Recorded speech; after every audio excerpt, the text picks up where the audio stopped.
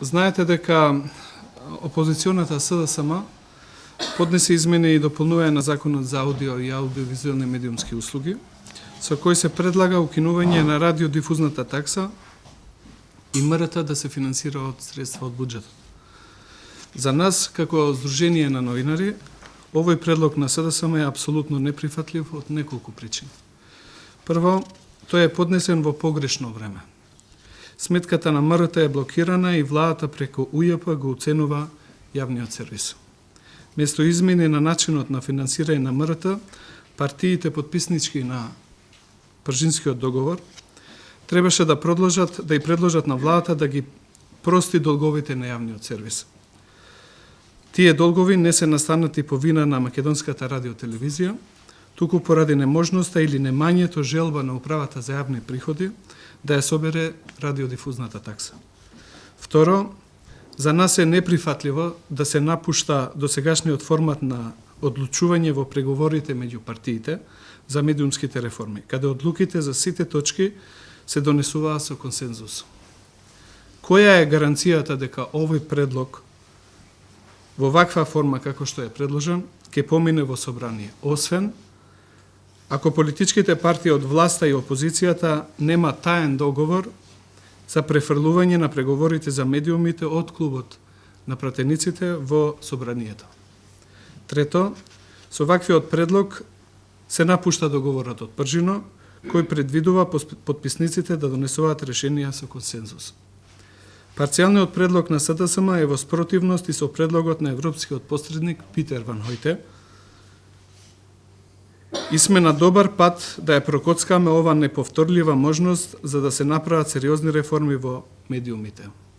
Со тоа и медиумите и новинарите ќе бидат поминати жедни преку вода. Во предлогот на Ван Хојте, освен за финансирање на МРТ, има и решенија за деполитизација и на раководните органи на МРТ и на Агенцијата за медиуми, забрана за владиното рекламирање, укинување на непотребните обврски кон националните приватни телевизии, намалување на казните за медиуми и изголемување на транспарентноста на институциите. Четврто, со напуштање на предлогот на медиаторот, кој СДСМ досега декларативно го подрачуваше, ќе влеземе во сценариото на власта да се глуми лажен активизам во собрание за наводни реформи во медиуми, а во суштина измените во медиумските закони ќе бидат само козметички, а нема да донесат никакви позитивни промени во медиумите. Туку напротив, ќе помогнат на власта уште повеќе да ја зајакне контролата врз медиумите и врз медиумскиот регулатор. И пето, ваквиот предлог на СДСМ не обезбедува стабилно и одржливо финансирање на јавниот радиодифузен сервис.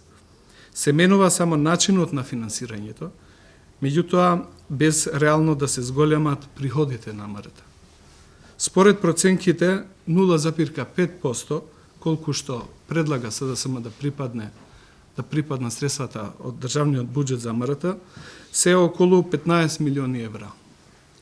Толку пари, според официјална информација од владата, МРТ имаше и во 2014 година, и тоа не беше доволно. Јавниот сервис се непречено да функционира. Предлогот на ЗНМ уште од 2012 година, кој беше поддржан и од европскиот посредник, е 1% од буџетот или околу 30 милиони евра да се одвојат за финансирање на јавниот сервис.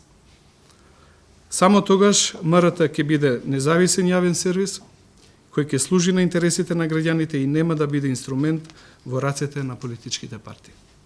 Ги повикуваме партиите искрено да се заложат за вистински реформи во медиумите, а не да го користат ова прашање за лов на гласови за изборите во јуни.